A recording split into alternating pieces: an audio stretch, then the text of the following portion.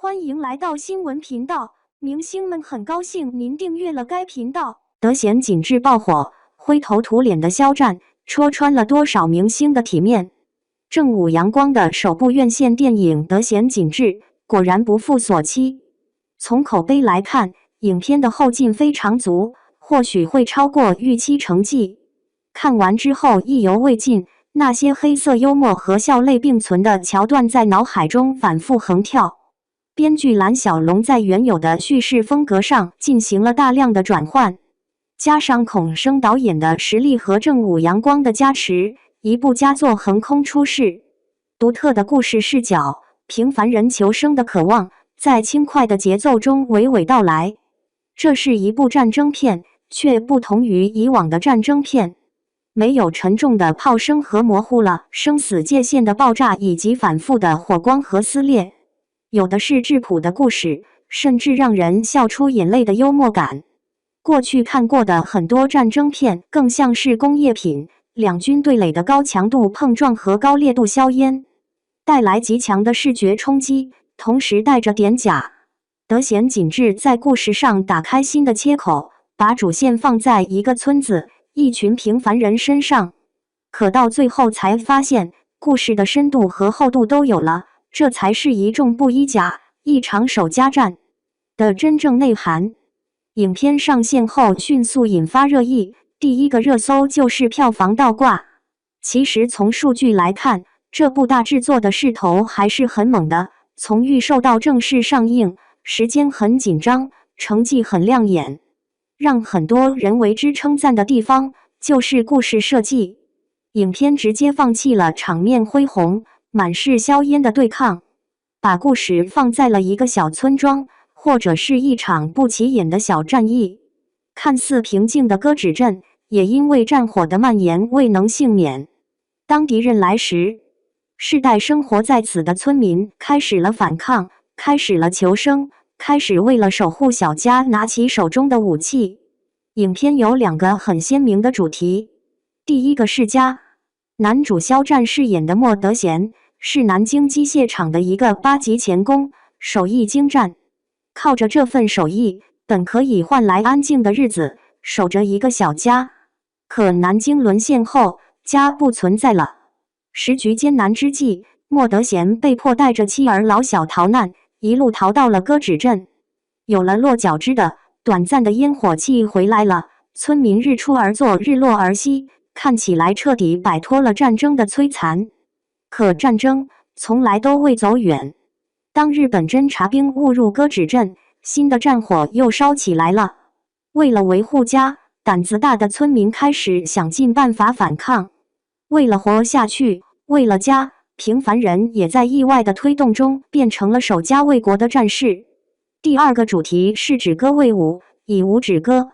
起初的歌止镇的确像世外桃源一样，没有战争袭扰，只有一片安静祥和。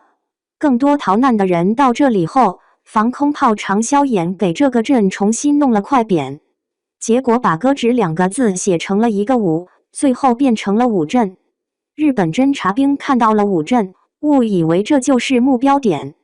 歌止镇的平静再次被战火打破，手无寸铁的村民再也不愿后退一步，哪怕拿起镰刀、锄头和各种农具，也要赶走侵略者。这一处设计非常巧妙，也对应了以武止戈的关键。无论是故事设计，还是细节的打造，正午阳光都拿出了一部有诚意的作品。德贤紧致超越了太多的同题材佳作。这部影片的演员阵容也堪称豪华，不仅有实力派，还有戏骨坐镇，人物群像饱满又鲜活。毫不避讳地说，很多人看这部影片也是冲着男主肖战来的。他的流量不是一般的高，本以为又是一个被精心包装过的主角，只是带来热度。但是这一次，灰头土脸的肖战不仅拿出了扎实的演技，也戳穿了太多流量明星的体面。很多观众看完莫等闲这个角色，丝毫不吝啬夸赞之词，这是肖战最好的荧幕角色。影片中，莫德贤是机械厂的钳工，算得上是手艺人。尤其是那个特殊的年代，他的朴实成了胜任这份工作的原因之一。无论怎么看，莫德贤就是那个时代最普通不过的一位工人，靠着手艺谋生，养活自己的小家。他的身上带着为生活奔波向前的力量，也带着小人物的低调与谦逊，从来不是刻意的姿态。那种不经修饰的安稳，好像在现实生活中也处处可见。仅凭这些，完全塑造一位立体、鲜活的角色远远不够，关键在于建立反差感。影片中有几个镜头令人印象深刻。日本侦察兵进入歌指镇的半山腰上，莫德贤看着黑洞洞的枪口指向自己，瞬间呆立在原地。短暂的错愕之后，他慢慢举起手，以为这样就能把杀了他的威胁掩盖过去。可下一秒，近在咫尺的敌人还是让他的眼睛里写满了藏不住的慌乱。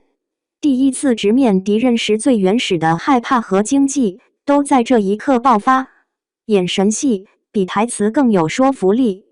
亲眼看到一名日军进入家门，莫德贤的慌乱更是无处安放。门里面柔弱的妻儿还在，该如何面对日军？情急之下，莫德贤主动暴露自己，成功转移了敌人的注意力。就在他转身慌张逃跑的时候，子弹贴着头皮飞过，身边还有突然而来的爆炸声。可这些都让莫德贤的步伐更加坚定，他眼中突然有了不一样的神采，那是为了守护家人最诚挚的光芒。当炮弹在屋顶上爆炸，在家人身边爆炸，莫德贤眼里闪过的惊慌，很快就被一抹狠厉所取代。他尽力全力守护的小家，却被轻易摧毁。愤懑和仇恨交织在一起，让他的情绪从平静快速爆发，中间似乎看不到起伏，却有一种独特的戏剧张力。在老实巴交的人，在面对家人被欺凌时，也有足够的担当。年逾90的老太爷看着眼前的废墟，生气又无奈地说：“我没有家了。”莫等闲轻轻拍着他的后背，眼眶中也藏着泪花。影片中令人动容的片段还有很多，肖战很好地捕捉到了莫等闲该有的情绪和感情，有很多细腻生动的表达。在看这个角色的时候，是看不到演员影子的，属于他的生命力在此刻饱满又写实。随着影片爆火，对肖战的褒奖也多了。顶流也能放下身段去诠释灰头土脸的角色，这种反差和挑战，的确更适合摆脱流量这种标签，更容易证明自己的实力。这比演个戏还要挑剧本、挑角色的明星好太多了。凭借这部新作，以及对莫等闲这个角色的生动塑造，肖战也戳穿了太多明星的体面。